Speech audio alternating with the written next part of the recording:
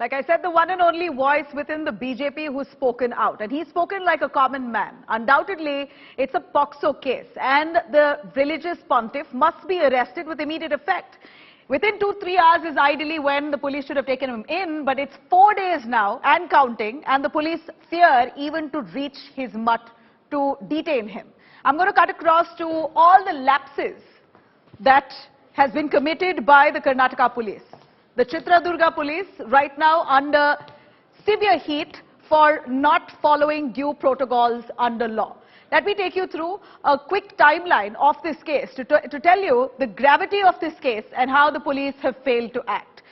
In fact, the allegations are that what was filed in the complaint, the FIR under the POXO Act, allegations are that this Seer that you see on your screens, Shivmurthy, has been allegedly molesting, sexually assaulting the minor girls since Jan 2019 all the way to 6 June 2022.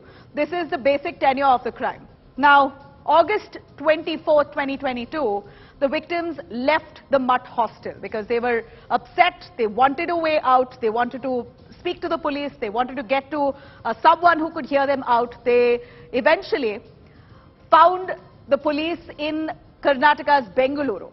They, on August 25th, 2022, 25th and 26th was the time when the victims reached the Cottonpate police station in Bengaluru. And then on August 26th, an FIR was registered at the Mysuru police station. In fact, what we hear is that the girls have managed to come to Bengaluru and then go back to Mysuru to file a complaint there because they did not receive help and were in fact turned away multiple times in the past. This is the murmurs within the circles that there was enough and more pressure, which is why the girls refrained from filing a complaint so long. Now, August 26, 2022, an FIR was filed against the ex-Mutt hostel warden and his kin. August 27, 2022, an FIR was registered in fact, it was registered and then transferred to the Chitradurga police station limit because that's where the Mutt comes under the Chitradurga limits in that district. And of course, the Seer belongs to the same district. August 28, 2022, the Seer, he was in fact charged under the POXO Act and multiple sections of the POXO Act, which is a serious non-bailable offence. And then August 29, 2022, the accused Seer disappears from the Mutt. He wasn't present in the Mutt for at least 2 days. And then August 29th, the cops themselves escort the Seer back to the Mutt. And that's the real shocking part. Instead of actually arresting him or detaining him or taking a medical test, the cops in fact gave him additional police protection. They drove him back all the way to the Mutt, safely dropped him back, and he's now comfortably placed at the Mutt.